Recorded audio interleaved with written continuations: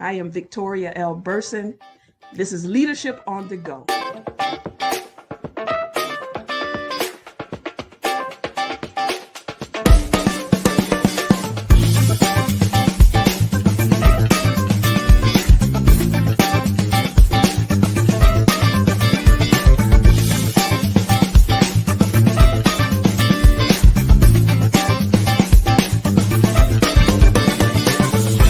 Leadership is not always preparedness for the unknown, but it is tapping into the unknown prepared.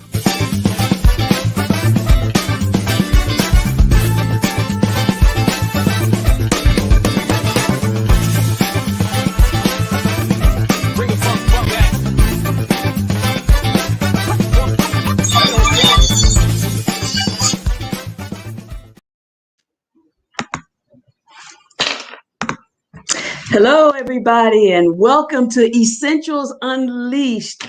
Yes, we're doing our new segment. We've been doing our new segment for season 2, Leadership Reimagined, where we've been inviting wonderful and awesome leaders who are doing a marvelous kind of work. They have reimagined what it means to do leadership and think leadership.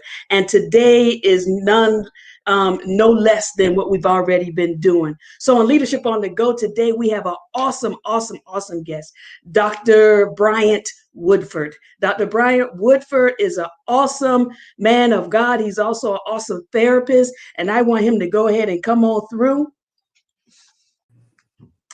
Yes, welcome, Dr. Bryant. Welcome to Leadership on the Go. Thank you, Reverend Victoria. Thank you for having me. Absolutely. I had to have you after I saw that episode. I call it an episode, but when you were with Dr. J at Love Center, I had to have you on here because people need to hear what you have been saying. And not only that, I also needed to have you because you are part of the LGBTQ community and you bring a special kind of work to the work already. And today we are discussing therapy work is altar work. When I heard Dr. Bryant, listen, when I heard you say that, oh, something just reared up in my belly. I just wanted to preach that thing for you. But you said therapy work is altar work. And I have never, ever heard someone say that before. And I wanted to really raise that up this evening. And then, so we're going to talk about how do faith and mental health connect. But before we do that, I would like for you just to let the people know who you are, what you're doing, and how you came to this whole notion of therapy work being altar work. Sure, absolutely. Again, thank you for the platform. Thank you for the opportunity to talk on this subject, something I am very passionate about. Yeah. Because I think that these conversations are so important because we have to really do the work of destigmatizing what it is to get mental health care, mental health treatment, as people of color and people of faith. Yes. So I'm of course, because our acquaintance, our time together has been because of my involvement with the Fellowship of Affirming Ministry. So I'm ordained clergy with TFAM. Also, I am a licensed licensed professional counselor, psychotherapist here in DC. My background is in marriage and family therapy. Of course, my seminary background as well. I'm also a certified transgender care professional through the International Transgender Certification Association, which is out of Florida.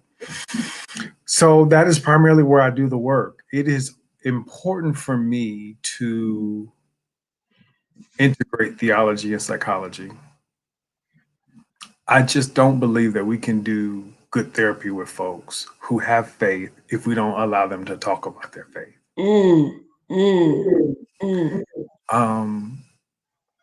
And you will I have even found in sessions, with people who know that they can bring their faith into the conversation, but will still sometimes express apprehensions about having or sharing some sort of experience they've had with God or some sort of spiritual encounter. And I'm like, well, bring it. Bring it. Yes. I know the language. We can have that conversation. Um, and that's part of creating that safe environment for folks when they come into therapy. Um, I mean, I remember, and part of what inspired that was my own therapeutic journey. Because when I started my therapeutic journey years ago, um, I wasn't telling folk I was a preacher. People were coming to me for counseling. I wasn't telling nobody I was going to see a therapist. But then being in therapy and realizing at the time my white male therapist didn't fully understand my conversations around faith. So when I was making decisions at that time in my life and bringing them into therapy, that seemed odd, that seemed um, out of the norm, he couldn't understand. He couldn't understand me all the time, and so you had to do that conversation of explaining yourself. So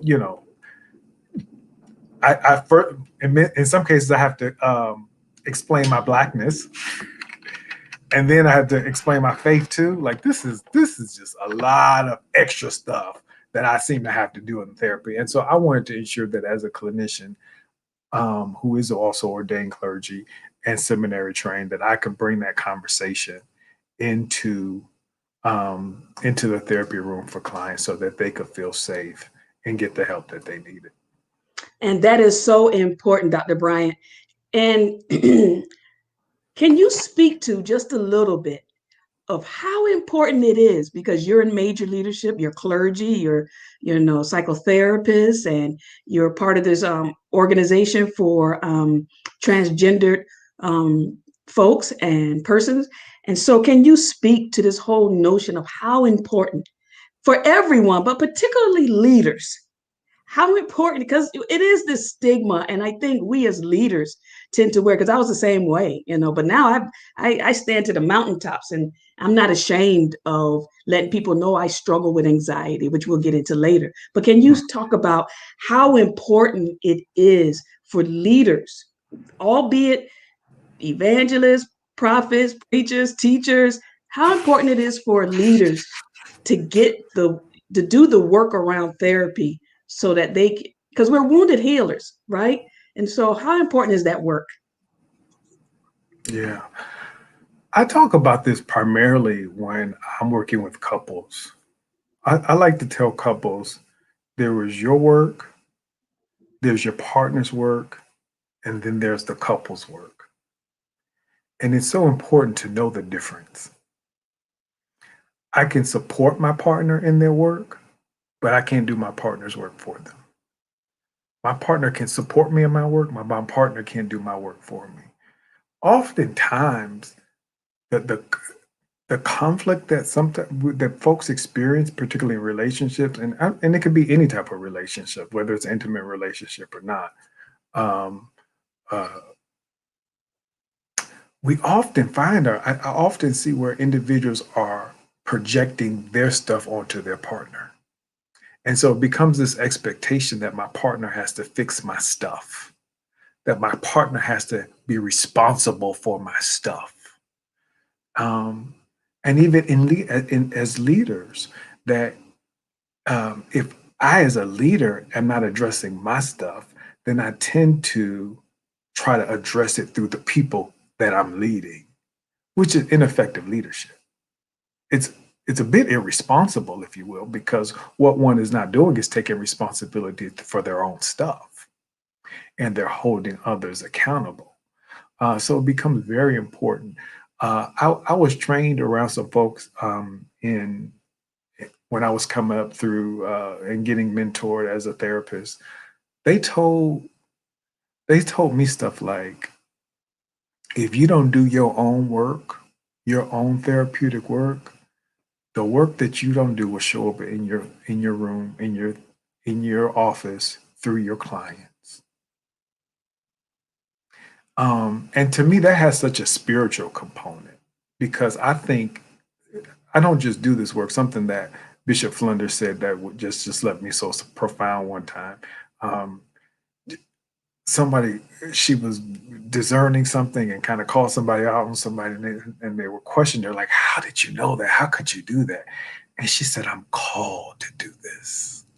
And I thought it was such a profound statement. And I recognize that I'm called to do what I do, which is how I had to reimagine it and why I had to reimagine it. That's part of that calling. Um, I, so I just think that it's important for us to ensure that we are doing our stuff, because if we don't, I think we'll very easily lose sight of what we're doing for others. And it can get kind of very distorted. Those waters can get muddy very quickly, very easily, um, because we all have our own traumas. We all have our Absolutely. own traumas that show up. And if we don't know what those traumas are and the responses that we have to them, we'll essentially, again, impose those things on other people who are not at all responsible for it. Absolutely. And you know what we like to say in church, we'll bleed on the people, right? We Exactly. bleed on the people when we don't do that work, right? And And so thank you for sometimes that that. bleeding is hemorrhaging, that you don't Mm, even know you're bleeding. And that mm, becomes even much more challenging, that you don't know that you're doing it. And that's why that work comes in. If you do your own work, then you know what's yours. And then you become aware of also what does others. And and you don't have to hold them responsible for doing your work for you. Yeah. absolutely. Absolutely. You went out a little bit, your sound went out. If you do the work, which I believe, thank you for that. If you do Mhm. the work, which I believe, then um, your work, you can sometimes work on empty if you're doing the work. If you're not Mhm. doing the work, you're going to crash.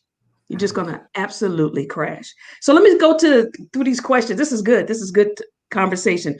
So I've been reading Monica Coleman's book. She's a womanist theologian, and Mhm. her one of her latest books is Not Alone: Reflections on Faith and Depression. And so she tells of her own story around mental health and her faith and struggle with bipolar and her constantness in being in a depressive state. Can you speak to this whole notion and the stigma that comes with being open as believers regarding our mental state and the stigma? You mentioned stigma. We got to get rid of the stigma. How do we do that work? And can you help us with that work? And can you help us be okay that we may have some mental health issues? Mhm. I think part of eradicating the stigma is normalizing these conversations, helping people deal with and even get rid of the guilt and or shame associated with these conversations.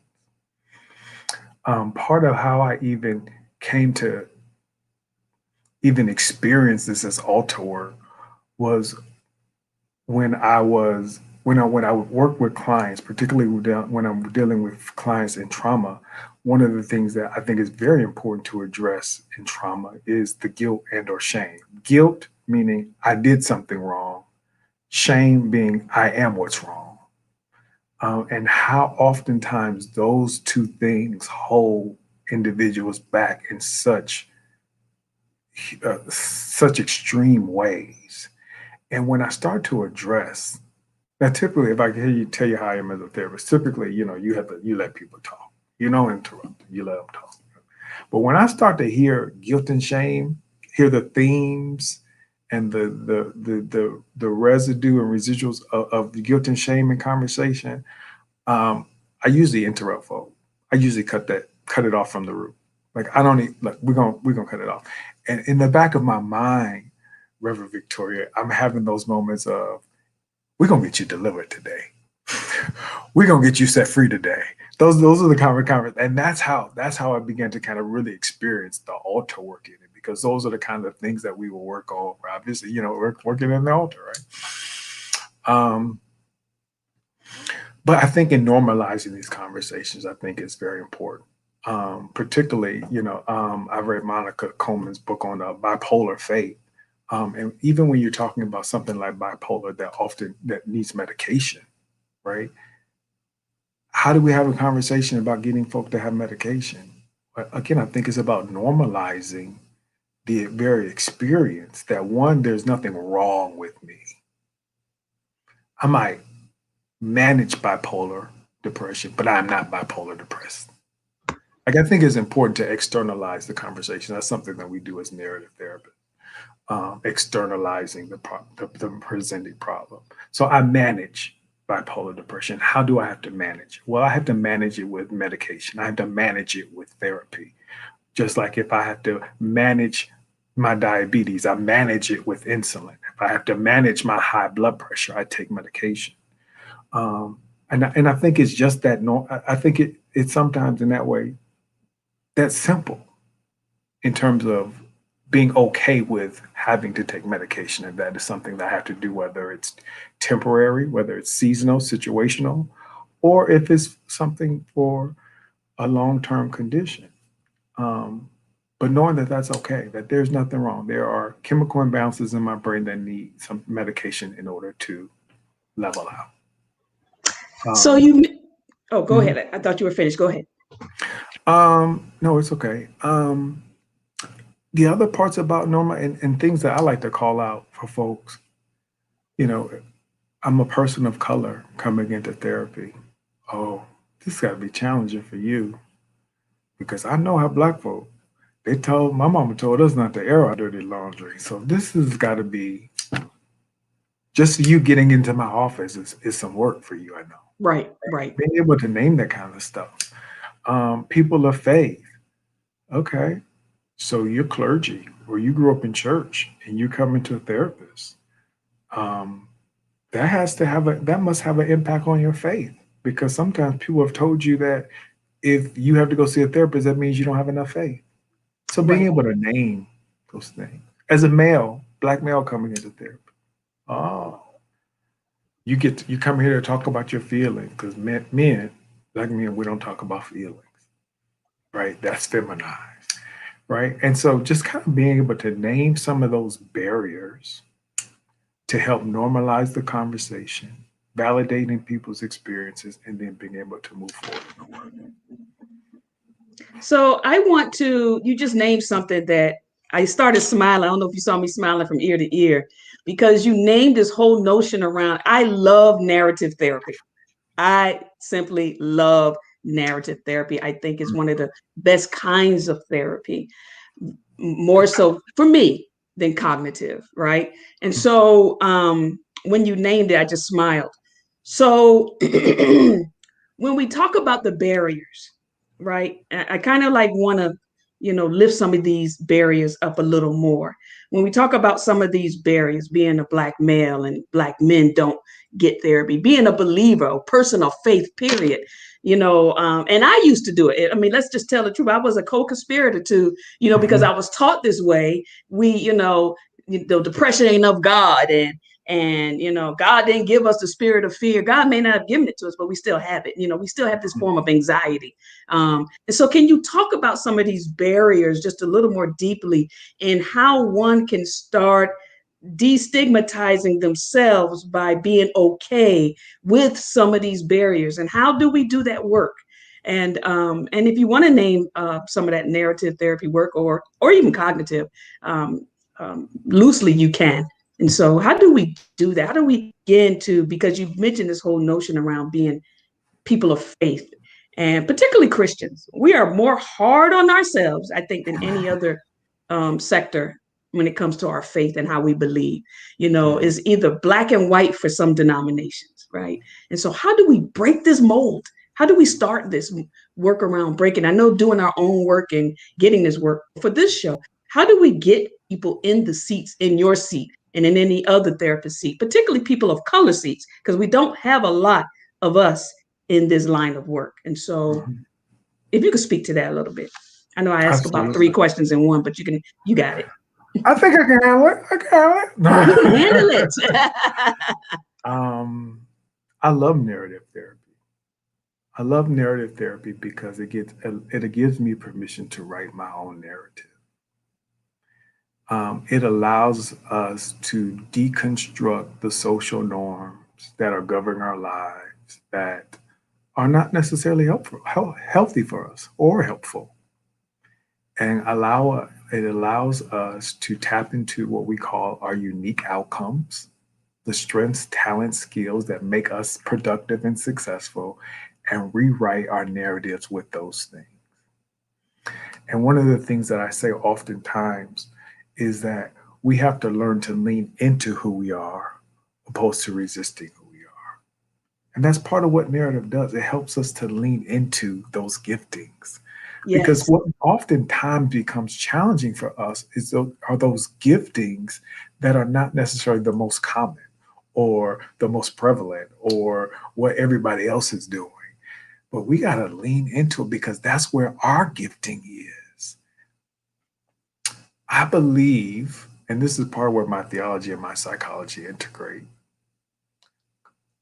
As a therapist, I work to help people get to their most authentic place because I believe that if people can be as authentic as possible, I believe the more authentic we are, the closer we are to our creator. Yes. Yes. It's Yes. just what Yes. I believe in. Hmm. The more authentic we are, the closer we are to our creator. And if I can help people get there, then all the other stuff is a byproduct of all the other successes and things that you make are a byproduct of that authenticity. Um, and that's one of the things that narrative therapy helps us to do. Um, I'm reaching at some of the other questions that were wrapped up in there. Um, That's okay. I can remind you of yes, some of. please just Yes, refresh me a little bit. because you're kind of like taking the questions and answering them cohesively, collectively, if you will. So this is good. This is good. I really want to, and thank you for naming narrative therapy. And for some of you who still may not have it, Dr. Bryant is explained. It is taking our stories and creating the work that we need for ourselves, and getting healed from whatever it is we need to be healed from, or do the work around the healing. Not necessarily, you know what? Can people necessarily be healed from depression, bipolar, anxiety, you name it? I think it depends on how we look at what healing is. Right. That's what I want you to name. Yes. Because again, part of the narrative is how we define things. So whenever people are starting to name stuff that they're trying to get, okay, then tell me what healing looks like for you. What does that mean? Because many of us, we can take one word and we can all interpret it differently, whether we're interpreting it correctly or not. That's just what happens. And so my work is, because part of it as a narrative therapist, we don't like to make assumptions. So you get to tell me what that word means for you. Because I believe that healing looks differently for different people. Right. Um, I remember years ago, young in faith, praying for my grandmother that God would heal her from the cancer that she was experiencing. And I believed, and I felt like I heard God's voice tell me that she would be healed. And she passed away, and I was troubled by that. I said, but God, and I'm young in my faith, so I'm like, God, you're supposed to be doing stuff for me because I'm young in my faith, right? Right. Because you Right. got to Right. prove yourself, because Right. God got to prove God's self to me, right? Right. And I remember seeing her in the hospital with belabored breathing.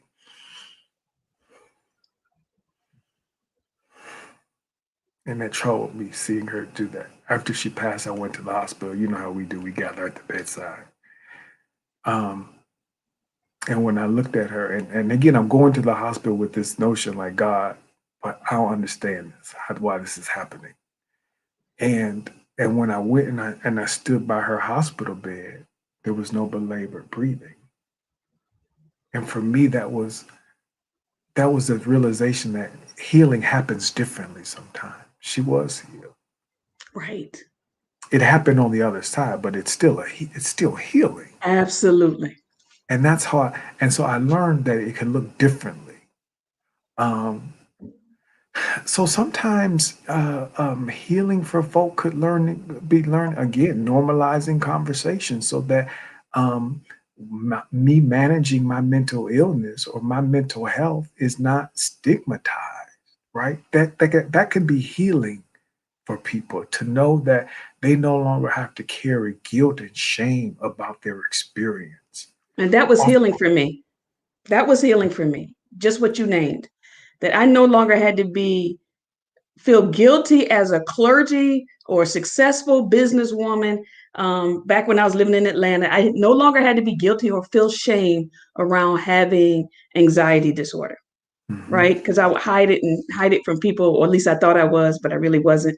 And mhm, so you are naming that form of healing, because I still hear theologians or pastors from the pulpit still demonizing mhm, in their prayers, mhm, and they're trying to get people healed and naming things out of ignorance. God didn't give, this depression is not of God. And I think we forget about all the biblical characters who, even Jesus, I believe himself, who was depressed in the Garden of Gethsemane. And so, mhm, you mhm, know, like you say, normalizing these conversations, because people still right now, people 40, 50, 60, 70 years old still carrying this form of shame and guilt because they may have bipolar, or they may have anxiety disorder, or they may have personality disorder, or any of these things. And they're so, I mean, I have womanist friends and friends who are still, no, I'm not telling anybody about that. mhm. And it's like trying to, as a friend, get them to that authentic place. So you just named what was healing for me and for many people who will see this and view this over and over, that there are different forms of healing. And And, so go ahead. and if I could just speak to the point you made, I think that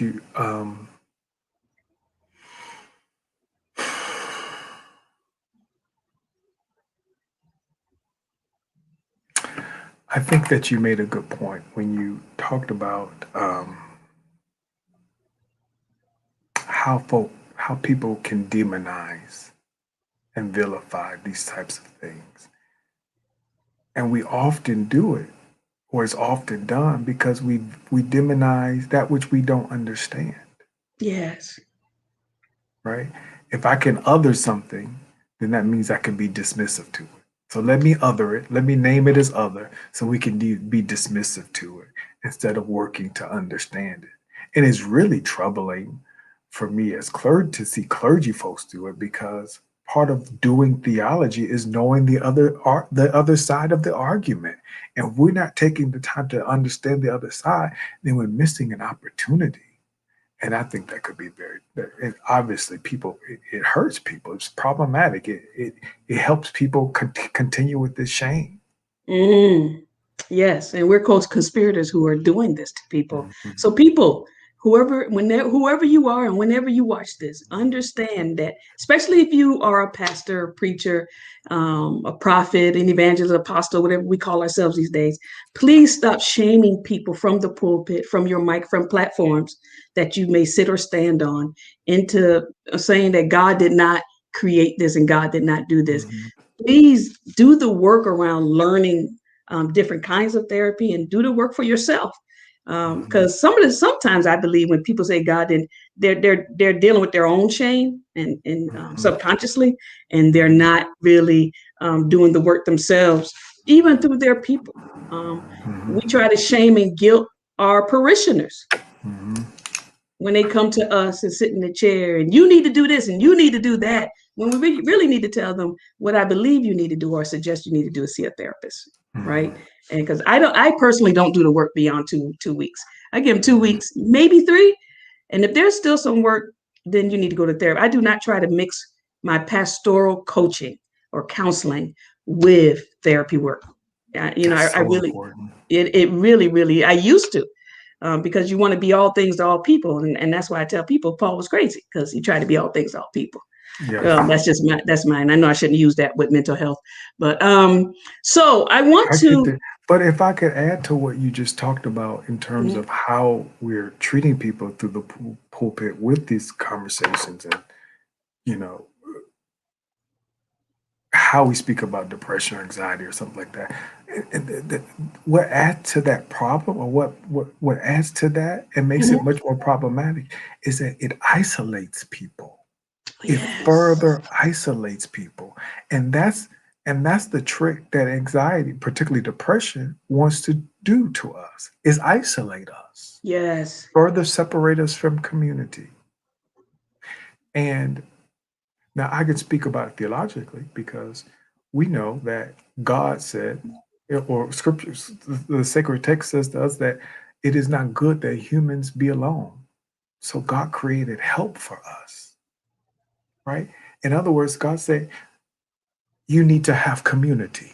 It is not good that you're by yourself. You Mm. need community, right? And so that's one of the tricks that happens when we experience depression. We start to isolate. No, we need to be in community. That's the time when we need to be in community. I can speak about it from the psychological perspective that part of our human growth and development, we require attachment. Mm. We require connection and attachment. And the more trauma that we've experienced, the more attachment we require. And the thing about it is that we require the attachment, we require the connection with community. But the thing about experiencing it is that it does not necessarily mean that they have to be healthy attachments. And that's where we have to do our work because we're Mm. requiring attachments, whatever is familiar, whatever's been present, and we'll attach ourselves to those types of things, but they might not necessarily be healthy. So that's why you need a trained professional to know how to do that work and be able to see those things and understand and make those connections. Right. I just love how you just laid that out. I just love how you just laid that out, especially about transforming the word of God to, the community around attachment and needing community and not making it a gender based. So thanks for doing that work. Mhm. God, I love talking to you. Um, so I want you to do a little more that I heard you do with Dr. J at Love Center Mhm. around here, coming here, and the rabbit hole of anxiety and any other mental health illness that you want outside a depressive state, any other particular like anxiety, and you mentioned bipolar, any of those things, and then how we deal with that stuff emotionally and how we're back here and how transfer. You know what I'm talking about. I just don't Mhm. want to give it away. I want you to do it. Oh yeah, Yeah. absolutely. The here is I talk about trauma a lot. I do, and the first thing that I say when I talk about trauma is I don't say trauma with any stigma at all because we have all experienced trauma in one way or another. Even if that trauma is vicarious trauma, we've all experienced it. So I don't stigmatize it in any way. I think it's important to understand not just what our traumas are, but more specifically, what our trauma responses are. How do we interact and engage with people as the result of our trauma?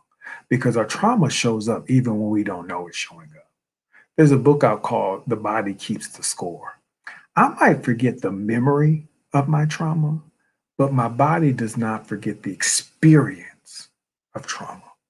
It rests someplace in our body.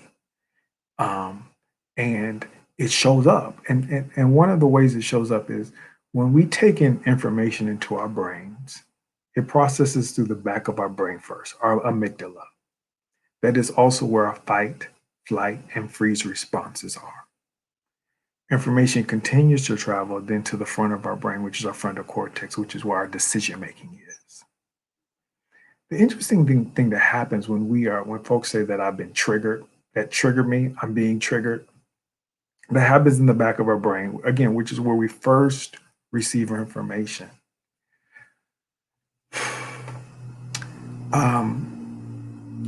Again, this is where our fight, flight, and freeze responses are. Sometimes what happens when we have been experienced trauma, information can get stuck in that part of our brain, or it can get stalled there. And so we're essentially operating in emotion, a Mm. fight, flight, or freeze. Um, there's no logic here, all emotional based. Now, I don't say that to stigmatize emotion because it's also important to understand our emotions because they do communicate messages to us. We just have to spend the time with them long enough to figure out what those messages are. Um, and but again, no logic. So sometimes when we look at things in retrospective and we'll say like that didn't make any sense. You're often right. It doesn't because there was no logic in those decisions. Our logic is here. And so when we say things like we need to take a minute to calm down or take a minute to breathe, those are really exercises of coping so that we can slow ourselves down long enough for information to continue to travel. Mm, Sometimes there is a gap of 20 minutes between here and there in our brain. We think everything wow. happened instantly. That can be a gap time of 20 minutes if Wow. information is being stuck in our trauma brain. Wow. So when I say like, okay, I need to do some deep breathing, or we need to step away from this conversation right now and come back and return to it, that is so that we can engage the other parts of our brain. And that's real, very real. Absolutely. Absolutely. Absolutely. You know, I was at a conference some years ago, and a Black psychologist, I can't think of his name. I see his face, but I can't get his name right now. It was part of one of MCC's conferences. And he made a statement that for every age you ever been, you will always become. And because that trauma sometimes surface every 5 years, every 7 years. But he Mhm. wanted to talk, he mainly was making a point about triggers. And you brought it up too. And so it makes me want to ask this question. Because he said that we loosely as a people use, oh, I'm just having triggers, I'm having triggers, I'm having triggers. And they may be real triggers. But he's saying Mhm. if a person has to constantly say they having triggers, then they need to go to a therapist and get help. Because your triggers should not follow you like a pail of water is what he said, right? So Mhm. how do you feel around this whole notion of people loosely saying, oh, it's triggering me, I'm having triggers, I'm having triggers? Because I think we all have really overused this word trigger. Mhm. Even if it's real to us, we have overused it. So what Yeah. do you think? Well, I think that this notion of overusing the terms are ways of attempting to figure out things Mm-hmm. and figure out and make sense of our experiences. Um, and so we hear that word like, okay, that's a word I can relate to. Let me kind of hold on to. We do kind of do even with anxiety. Um, you know, these words are just starting to become part of our normal vocabulary, and the overuse I think is oftentimes again we're trying to make sense out of those experiences, and that's our Mm, brain just desperately. That's like our brain's desperate plea to try to make sense out of what I have experienced, and that's the only word that I have right now.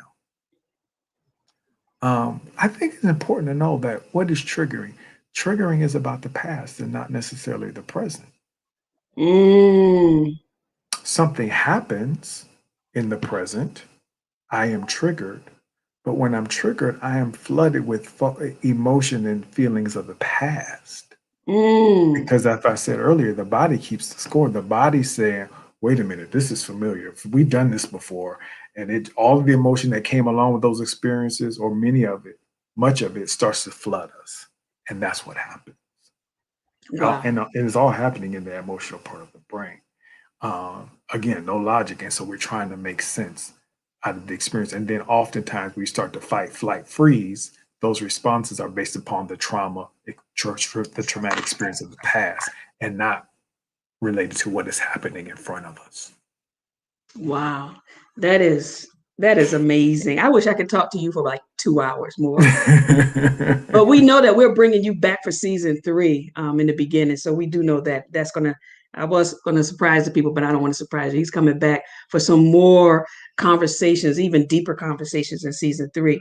And so let's talk about anxiety. And I keep coming back to this because I really, Mhm. there are a lot of people who deal with anxiety. And since COVID, in this pandemic, the world deals with anxiety, right?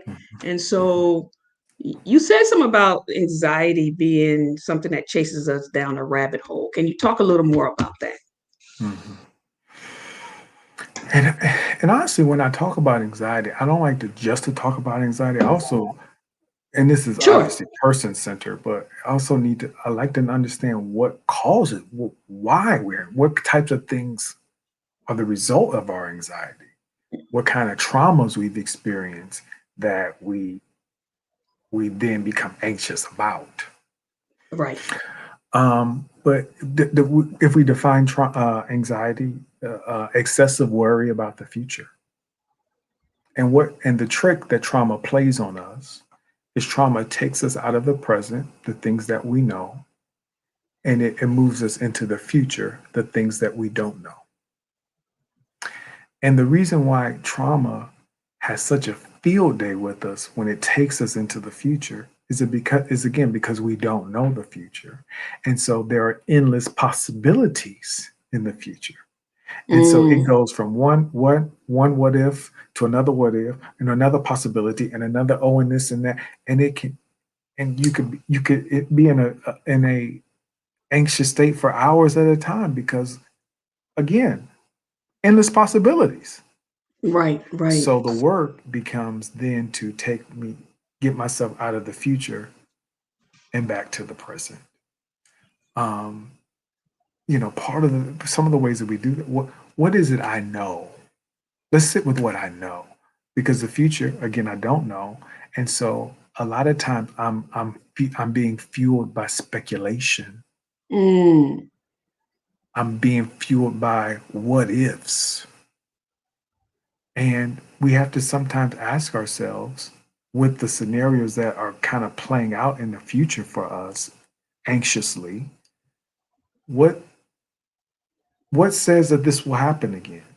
Because sometimes that worry is I'm going to experience my traumatic experience again in the future. Well, what we have to ask ourselves what is actual, what's real that says this will happen again? And if there aren't any, then I can pull myself back from anxiety. Okay, that this is not going to necessarily happen again.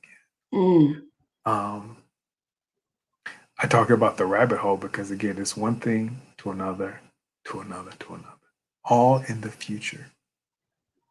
all in the We got to future. come back to the present, coming back to the present, And that makes so and much that's where sense. that's where our meditation, our mindfulness, our prayer time, whatever those things that slow us down, Yes.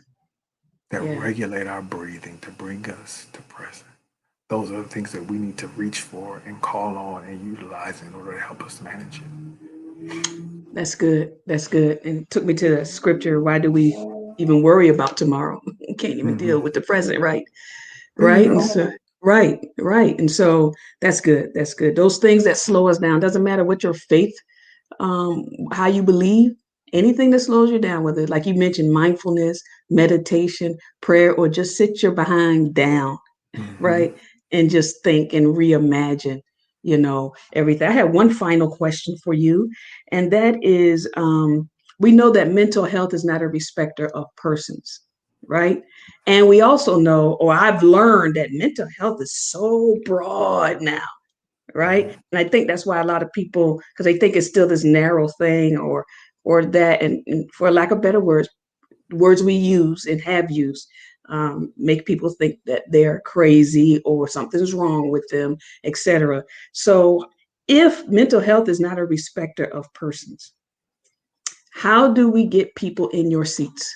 How do we get people to the therapist? What are some of the signs that helps us know, believer or not, that we need help beyond the pastor's desk Hmm. or the friends conversation? We could talk to friends until we blue. 'Cause Hmm. that'll be filled with opinions, right? And Hmm. so, how do we know that we need this help? I tell folks that yes, we come to therapy and we talk about our problems. But I say that we don't talk about our problems the same way that we talk about them with our best friend or a confidant. In therapy, therapy helps us to explore those problems in ways that we have not explored them before. to help you go places, to hold space, a sacred, confidential space for you to go places where you have not gone before. Listen to me, Reverend Victoria. Sometimes people come to therapy are not fully honest for whatever reasons. Maybe they just, Absolutely. it's a therapeutic relationship. They have to build trust in order for to even have that conversation with me, right? And they test you out, test the waters a little bit. Does this person really know what they're talking about? All that kind of stuff, right? So I don't take for granted people's honesty, even in therapy. So if you're Mm, having challenges with being fully honest with a therapist who you don't know, who is obligated to confidentiality, you're probably not telling your best friend everything. right, right, right. Not to mention, your best friend isn't skilled at knowing how to pull things out.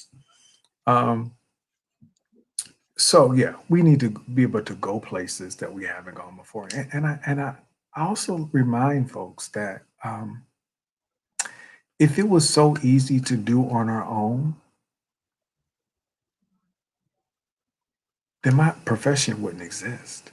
Mm, If it was so easy for people to do this work on their own, I wouldn't have this job. Like right, right.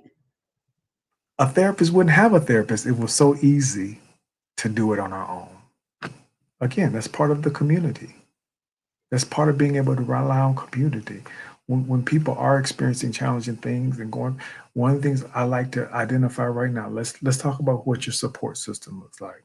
Who are your Yes, supporters? yes, We got to create community.